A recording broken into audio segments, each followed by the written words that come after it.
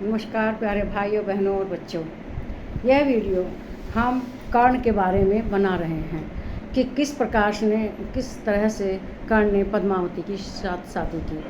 पद्मावती चित्रसेन राजा की जो पुत्री थी राजकुमारी, उसकी दासी थी।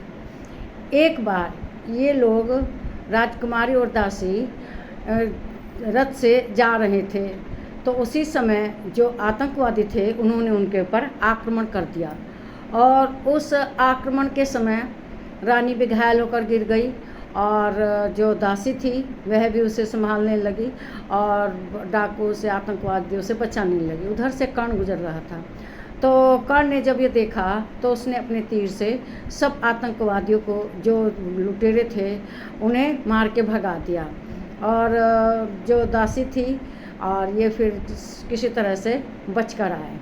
सैनिक बाद में आए, सैनिकों के साथ कर्ण और ये दासी आई। तो जो कर्ण था यह दासी के घर पर रुका। दासी ने इसकी काफ़ी सेवा की और वैद्य वगैरह बुलाकर उसका कर्ण का इलाज कराया। तो कर्ण ठीक हो गए, स्वस्थ हो गए। तभी राजा ने कर्ण के यहाँ संदेश भेजा कि राजा ने उन्हें बुलाया है, राजा उन्हें पुरस्कार देना चाहता है, उन्हें सम्मानित करना चाहता है, क्योंकि उसने उनकी पुत्री की रक्षा की, उसके प्राणों की रक्षा की। लेकिन जो राजकुमारी थी वो तो अपने महल में थी, लेकिन दासी रात भर उसके साथ रही, सेवा की। तो कर्ण का कुछ प्रेम उसके प्रति उत्पन्न हो गया। लेकिन राजकुमार कर्ण को चित्रसेन राजा ने बुलवाया था, तो वह उनके यहाँ गए, उनका आतिथ्य में रहे, उनका आतिथ्य स्वीकार किया और वहाँ पर राजकुमारी भी उनसे भेंट करने आई।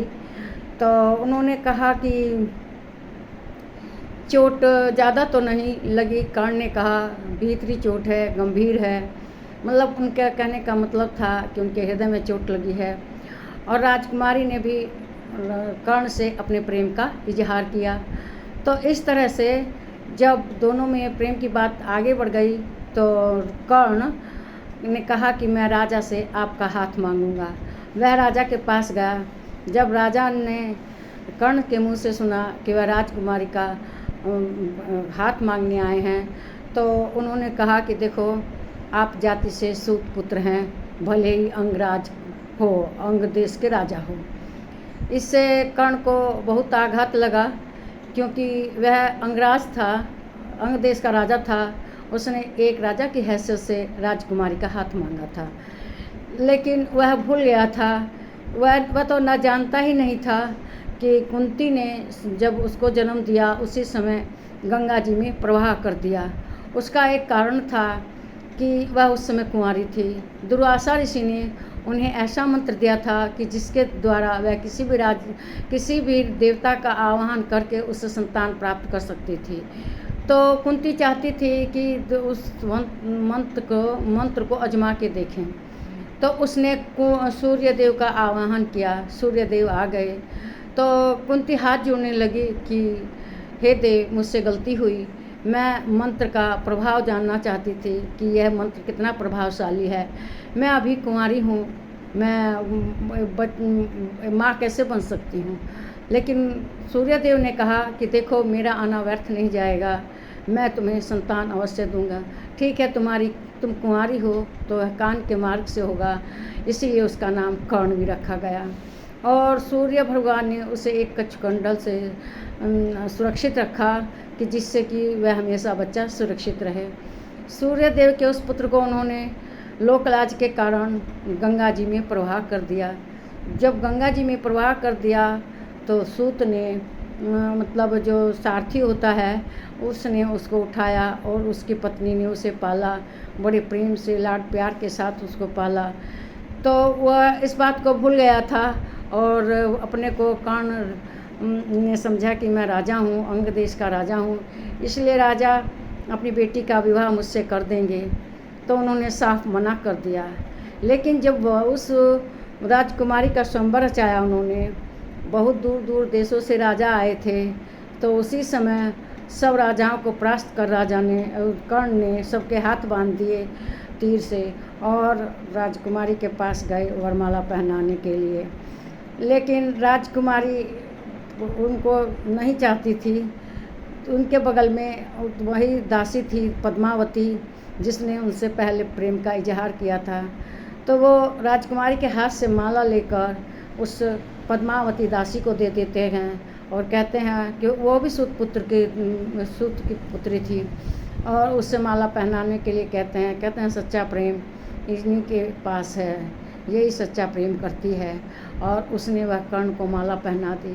कर्ण उस राजकुमारी की दासी को अपने साथ पत्नी के रूप में लेकर चले आए उस सभा से। लेकिन कर्ण को हमेशा इस बात का दुख रहा कि उन्हें हमेशा क्षत्रिय के भांति नहीं बल्कि एक सूत पुत्र की तरह भांति आज समाज में उनके साथ व्यवहार किया जाता था। जबकि वे तीर चलाने में, चाहे वीरता में, शस्त्र चलाने में और सभी वीरों से उत्तम थे।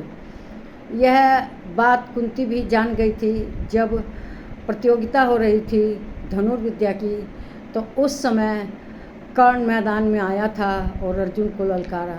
वह उसका कवच कुंडल देखकर पहचान गई कि यह उनका बेटा कर्ण है, लेकिन लोक लाज के कारण वह कुछ बोल ना सकी और वहाँ पर बेहोश हो गई। फिर बाद में कर्ण का वीरता देखकर सब दंग रह गए। हाँ, उस समय भी कहा कि इस प्रतियोगिता में राजा महाराजा चाहे राजकुमार भाग ले सकते हैं, इसमें सूत पुत्र नहीं भाग ले सकता। तब दुर्योधन ने कहा कि मैं इन्हें अपना मित्र मानता हूँ और इन्हें अंग देश का राजा बनाता हूँ। तब वह अंग देश के राजा के रूप में उस प्रतियोगिता में भाग लेता है और जीतता भी है। तो इस तरह से कर्ण को हर जगह सामना करना पड़ा अपने सूत पुत्र होने के कारण, क्योंकि सूत ने ही उसको पाला था, मतलब सारथी ने। तो लेकिन पद्मावती उनको सच्चा प्रेम करती थी और वह अंत में राजकुमारी को ठुकरा देते हैं, जबकि वे अपने बाहुबल पर राजकुमारी को ला सकते थे, लेकिन वो नहीं लाए। कहने लगे जो सच्चा प्रेम करती है वे उसी के साथ विवाह करेंगे, और उन्होंने वरमाला पद्मावती के हाथ में दे दी। पद्मावती ने उन्हें वरमाला पहना दी और इस तरह से प्रेम पूर्वक अपनी पत्नी बनाकर उसको अपने महल में ले आए। कर्ण ने समाज में जगह जगह जाति का प्रभाव देखा कि जातिवाद कितना है, लेकिन वह तब भी एक क्षत्रिय वीर की तरह से युद्ध लड़ा हमेशा, और अंत गति भी उस कुरुक्षेत्र के मैदान में अर्जुन ने उसको मारा। वो भी उसके साथ छल हुआ जब वह रथ का पहिया ठीक कर रहा था। अर्जुन नहीं मारना चाहते थे, लेकिन कृष्ण भगवान कहते हैं कि मौका चूकना नहीं चाहिए, यही मौका है, ये तुमसे ऐसे नहीं मर सकता। और वह उसे उस समय तीर से मार देते हैं और उसका अंत हो जाता है। तब कुंती भेद खोलती है कि यह उन्हीं का पुत्र है। तब द्रौपदी भी उनसे क्षमा मांगती है। वह नहीं चाहती कि यह सीने पर भार लिए चला जाए इस दुनिया से, और वह क्षमा मांगती है कि और उन्हें माफ़ भी करती है कि उन्होंने जो वो समय चिरहरण के समय उनके लिए कहा था। तो इस तरह से कर्ण जाति का शिकार रहा, लेकिन वह हमेशा अपना जो उनके बाहुबल था उसी के आधार पर क्षत्रिय बने रहे, और अंत गति भी क्षत्रिय वीर गति को प्राप्त हुए। इस वीडियो को लाइक कीजिए, शेयर कीजिए, इस पर कमेंट कीजिए, मेरे चैनल को सब्सक्राइब कीजिए। नमस्कार मेरे प्यारे भाइयों, बहनों और बच्चों।